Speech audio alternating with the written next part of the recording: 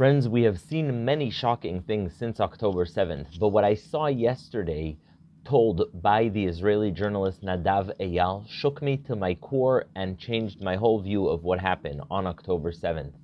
Nadav Eyal, an Israeli journalist, reveals that in the weeks prior to October 7th, the Hamas leader, the infamous psychopath terrorist Yahya Sinwar, sent a request to Israel saying that he will return the bodies of abducted soldiers Hadar Golden and Oron Shaul, as well as the living Israeli hostage Abera Mengistu, and he will do that in return for Israel letting him leave Gaza and return to Gaza.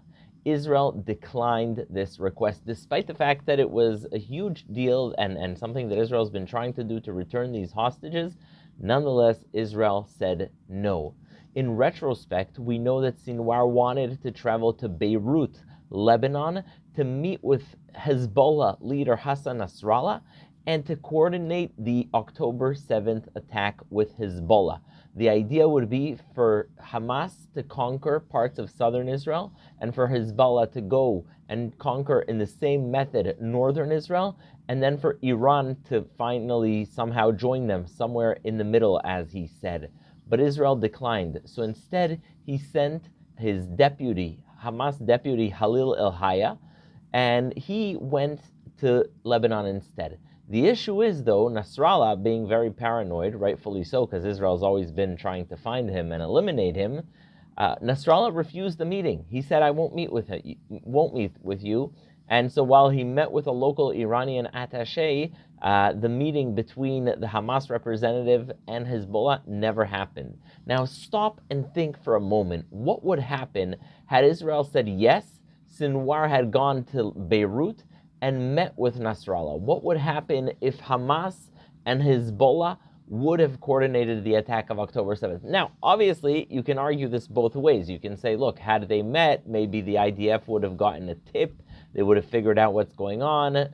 But at the same time, even if that's true, you have to ask yourself, what would have happened on October 7th, 2023, if the Hamas terrorists would have joined forces with tens of thousands of Hezbollah terrorists on Israel's northern border, using tens of thousands and hundreds of thousands of rockets to shower down on Israel, with a coordinated Iranian attack? What would happen then? What would happen? I shudder at that thought. I shudder at the thought of Israel finding itself exposed and surprised on its southern front and on its northern front. This isn't just a leak. This journalist sat down with Israeli Defense Minister Yoav Gallant, and he heard this from him.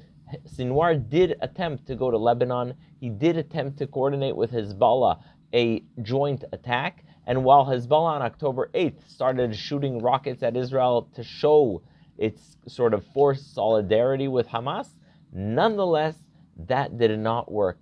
So it's hard to know what would have happened had that meeting come through.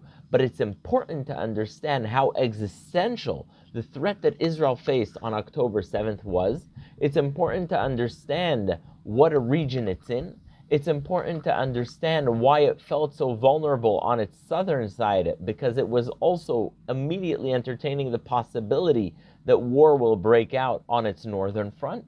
And it's important to understand that those professors in Ivy League universities, whether it's Cornell, Harvard, or Yale University, who cheered on October 7th, said, yay, this is liberation, did not realize, or worse, they did realize that what's going on, what they're cheering on, is a genocide, an absolute annihilation of the state of Israel. What you saw in the Nova Music Festival, what you saw in the kibbutzes surrounding Gaza, is what they wanted to do to every single part of Israel.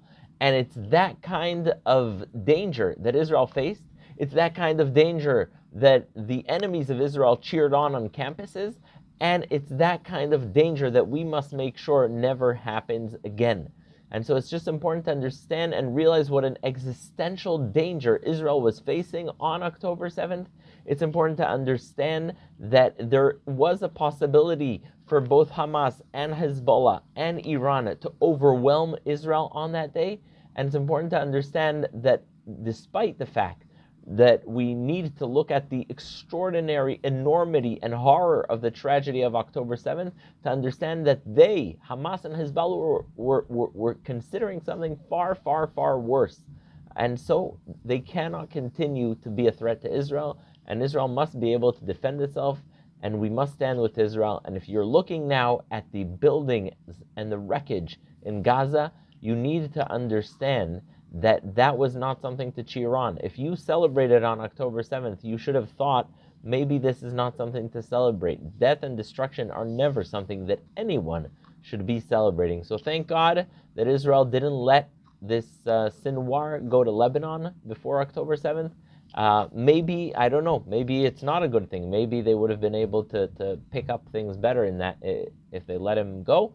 But the bottom line is, thank God that Hamas and Hezbollah were not able to coordinate such a heinous attack that would have brought the state of Israel into the most unfathomable state of peril.